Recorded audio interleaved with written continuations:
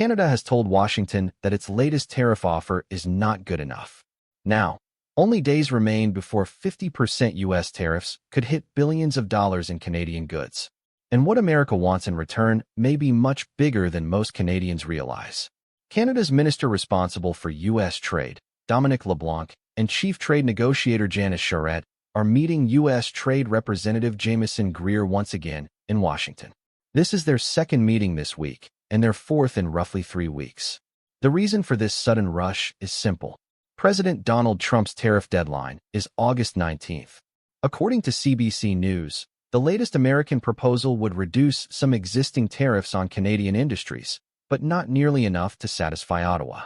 Canada wants meaningful relief for steel, aluminum, automobiles, softwood lumber, and forestry products. These industries are already facing serious barriers when selling into the United States.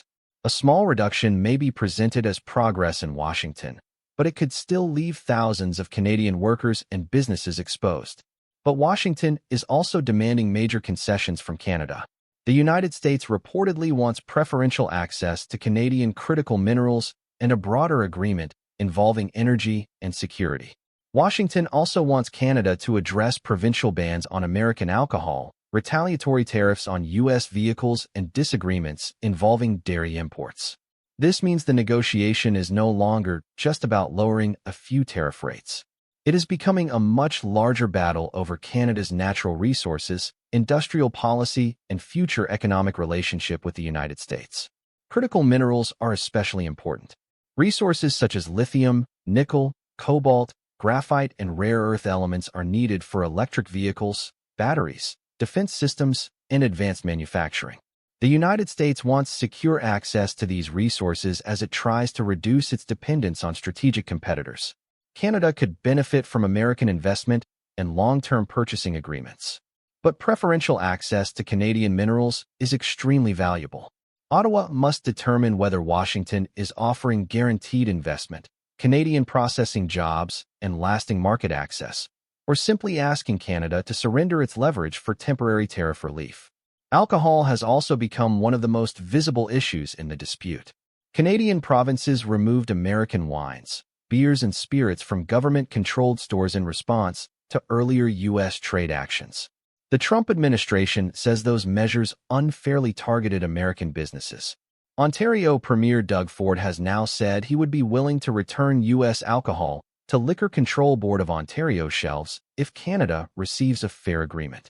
But Ford says that agreement must protect Ontario's steel, auto, forestry, agriculture, and manufacturing sectors. His message is clear. American alcohol can return, but only if Canadian workers receive something meaningful in exchange. Quebec Premier Christine Fréchette has expressed a similar position. She is open to restoring American wine sales, but only if Quebec receives meaningful gains for industries such as forestry, aluminum, and manufacturing. This creates another challenge for Prime Minister Mark Carney.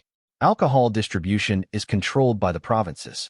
Ottawa can negotiate in Washington, but it cannot simply order Ontario, Quebec, or another province to place American products back on store shelves. Dairy is equally sensitive, although the current dispute is more technical than some political slogans suggest.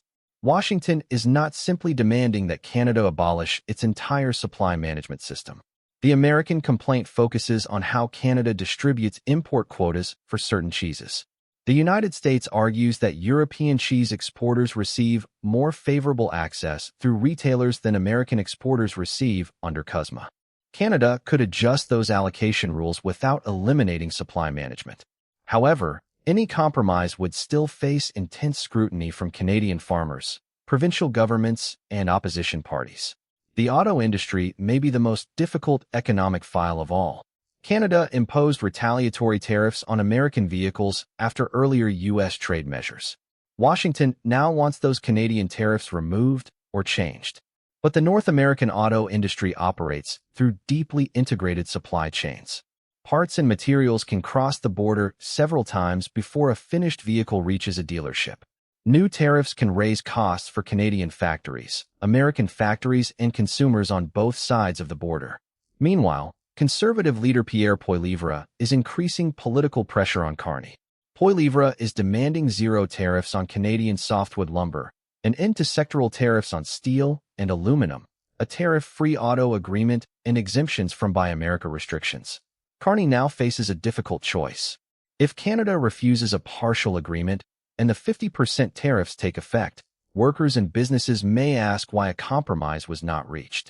But if Canada accepts limited tariff relief while making major concessions on minerals, autos, alcohol, and dairy, the government could be accused of surrendering Canadian leverage for an inadequate deal. And then comes the deadline. At 12:01 a.m. Eastern Time on August 19th, the United States is scheduled to impose new 50% duties on selected Canadian goods. The measures cover approximately $20 billion in trade, representing roughly 5.2% of Canada's merchandise exports to the United States in 2025. Trump still has the authority to delay, reduce, or cancel the tariffs if negotiators present him with an agreement he considers acceptable. There are now three possible outcomes. Canada and the United States could reach a comprehensive agreement before the deadline. They could announce a political framework and delay the tariffs while detailed negotiations continue. Or the talks could fail, triggering new tariffs, Canadian retaliation, and an escalating trade war that harms workers and consumers on both sides of the border. The wider future of CUSMA is also at stake. The Continental Trade Agreement remains in force until 2036. But without an extension, it will face annual reviews that could create years of uncertainty for businesses and investors. So this confrontation is not really about American wine, cheese quotas, or one tariff deadline. It is about whether Canada can use its resources, manufacturing strength, and importance to the American economy to secure a fair and lasting agreement. Canada does not simply need an announcement that calms markets for a few days. It needs substantial tariff relief, protection for key industries, respect for provincial authority, and enforceable guarantees that another crisis will not immediately follow. The latest American offer did not meet that standard. But the decision to continue meeting shows that neither side has walked away. The clock is now counting down to August 19th, and whatever happens next could redefine Canada and U.S. economic relations for years to come. Follow Weekly Voice for continuing coverage as Canada and the United States race toward one of the most important trade deadlines in decades.